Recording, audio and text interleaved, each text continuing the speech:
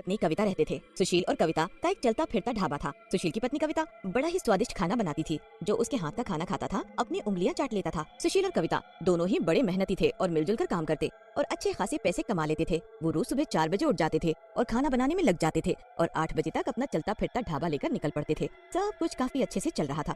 हमेशा की तरह एक दिन कविता सुबह उठकर अपना काम कर रही थी। सुशील उस दिन देर तक सो रहा था और कविता ने सोचा कि क्यों ना वो अकेले ही सारा काम निपटा ले। कविता काम में लगी हुई थी कि एकदम से सिलेंडर खत्म हो गया। ओहो, ये सिलेंडर को भी अभी खत्म होना था। एक काम करती हूँ, इसे मैं खुद ही लगा लेती हूँ। कविता को सिलेंडर लगाने आता ही नहीं था, फिर भी वो खुद से सिलेंडर लगाने लगी। उसने ठीक से सिलेंडर का पाइप नहीं लगाया, जिसकी वजह से रसोई में एक जोरदार धमाका हुआ। धमाके की आवाज सुनकर सुशील दौड़ता हुआ आया। अंदर रसोई में उसकी पत्नी कविता जोर जोर से चिल्ला रही थी। मैं जल गई, मैं जल गई, मुझे बचाओ, मुझे बचाओ। हे भगवान, ये क्या हो गया? सुशील जल्दी से पानी लेकर आया और कविता को बचाने की खूब कोशिश की, पर कविता बच नहीं पाई। सुशील की आंखों के सामने वो तड़प तड़प कर मर गई। सुशील बुरी तरह रोने लगा। सुशील के मरने के बाद मानो घर की रौनक ही चली गई थी। कुछ दिन तो सुशील के बड़े ही मुश्किलों से गुजरे। फिर सुशील ने सोचा कि वापस से अपना ढाबा लगाना शुरू कर दे। अकेले ये सब करना वैसे तो बड़ा मुश्किल था, पर उसके पास कोई चारा भी नहीं था। काश तुम होती कविता। हर वक्त हर काम में तुम्हारी कमी महसूस होती है। मैं कितनी भी कोशिश कर लूं, पर तुम जैसा खाना शायद कभी ना बना पाऊं। सुशील कविता को याद करते हुए अकेले रसोई में खाना बनाना शुरू कर देता है। जैसे तैसे बड़ी मेहनत से वो सब कुछ बनाकर तैयार कर लेता है। सब सामान लगाकर सुशील घर से निकल पड़ता है। उस दिन काफी घने बादल हो रखे थे,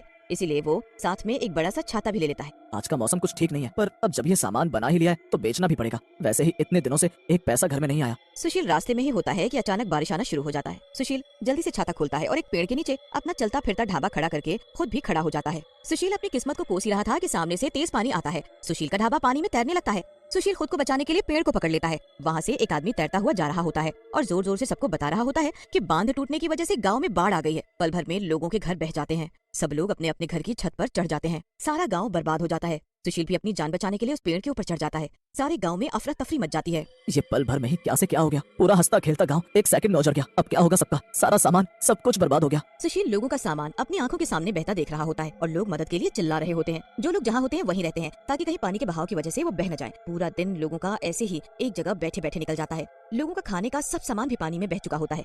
सुशील के सामने एक घर की छत पर एक औरत अपने छोटे से बच्चे को लेकर बैठी होती है और वो बच्चा भूख से रो रहा होता है। अरे बहन, ये बच्चा कब से रो रहा है? भैया, ये भूखा है, पर मेरा सब सामान पानी में बह गया। अब मैं इसे क्या दूं खाने को? 2 दिन निकल जाते हैं। लोग भूख से बिलबिला रहे होते हैं। खासकर बच्चों की हालत तो देखी भी नहीं जा रही होती। मेरा बच्चा कहीं मर न जाए। 2 दिन से भूखा है। भगवान कुछ तो रहम करो, मेरी जान ले लो, पर मैं अपने बच्चों को ऐसे अपनी आंखों के सामने भूख से तड़पता नहीं देख सकती। वो औरत अपने बच्चे को गोद में लिए रो रही होती है कि सामने से तैरता हुआ ढाबा उसकी तरफ चला आ रहा होता है। ये तो मेरा ढाबा है। ये कैसे और इसमें ये कौन बैठा है? जब ढाबा बहते बहते पास आता है तो उसमें एक भयानक शक्ल की चुड़ैल बैठी होती है। वो उस भूखे बच्चे और औरत के सामने जाकर रुक जाती है। फिर उसके बाद वो एक प्लेट में खाना डालकर उस औरत के आगे बढ़ाती है। वो औरत उस चुड़ैल को देखकर डर से कांप रही होती है और उसे समझ ही नहीं आ रहा होता कि एक चुड़ैल पानी में तैरता हुआ ढाबा लेकर कहाँ घूम रही है। डरो मत, मैं तो हमेशा से सबको खाना खिलाती आई हूँ। ये मेरा ढाबा है, मेरे पास सब कुछ है, पेट भर कर खाओ। इतना कहकर चुड़ैल फिर बाकी लोगों के पास जाती है और उनको भी खाना खिलाती है और वहाँ से चली जाती है। ये तो मेरा ढाबा था। ये चुड़ैल पानी में मेरा ढाबा लेकर, ये कौन है? ये मेरा ढाबा लेकर क्यों? मुझे कुछ समझ में नहीं आ रहा। चुड़ैल पूरे गांव में अपने तैरते हुए ढाबे से सबको खाना खिलाती रहती है। 2 दिन बाद पूरा गांव चैन से पेट भरकर सोता है। मैं किसी को भूखा नहीं मरने दूंगी। मैं अपना फर्ज मरने के बाद भी निभाऊंगी। पूरी रात वो चुड़ैल अपना तैरता ढाबा लेकर पूरे गांव में भूखे लोगों को ढूंढती रहती है। जहाँ भी उसे कोई भूखा इंसान मिलता है वो अपने ढाबे से उसे खाना खिला देती है। आखिर में उसे एक मंदिर दिखता है जिसकी चोटी पर एक पंडित जी बैठे होते हैं। चुड़ैल डर की वजह से उन पंडित के पास नहीं जाती, पर तभी पंडित जी उसे बोलते हैं, कौन है तू? मरने के बाद भी लोगों को मदद कर रही है। आखिर तू एक चुड़ैल है तो फिर इतनी भलाई किस लिए? मेरा काम मरने से पहले भी लोगों को खाना खिलाना था। तब भी मैं किसी भूखे इंसान को देखती जिसके पास पैसे नहीं होते थे तो हमेशा उसको मैं फ्री में खाना खिलाती थी। सब अच्छा चल रहा था, पर एक दिन खाना बनाते बनाते ही मेरी मौत हो गई।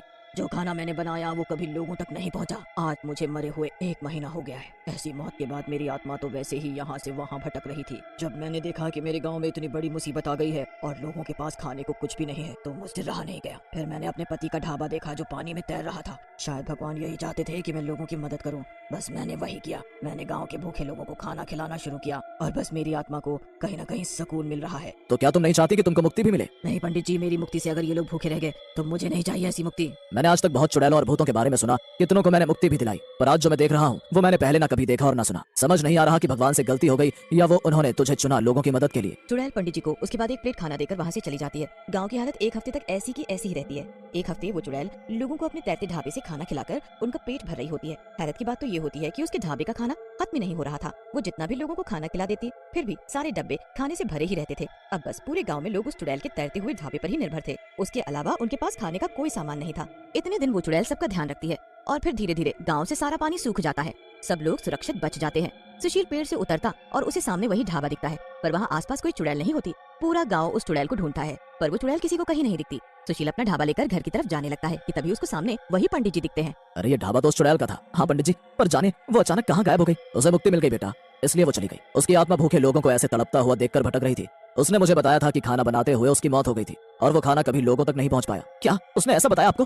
हाँ, पर तुम क्यों चौंक रहे हो? क्योंकि मैं पहचान ही नहीं पाया कि वो मेरी पत्नी कविता थी। वो रोज मुझे खाना देकर जाती रही और मैं उसे पहचान न सका। अब तू दुखी मत हो, तुझे खुश होना चाहिए कि तेरी बीवी ने मरने के बाद भी लोगों की कितनी मदद की और अब उसकी आत्मा को मुक्ति मिल गई है। हाँ पंडित जी। सुशील अपनी पत्नी कविता के बारे में सोचते सोचते घर चला जाता है और बस अगले दिन से अपना ढाबा लगाना शुरू कर देता है।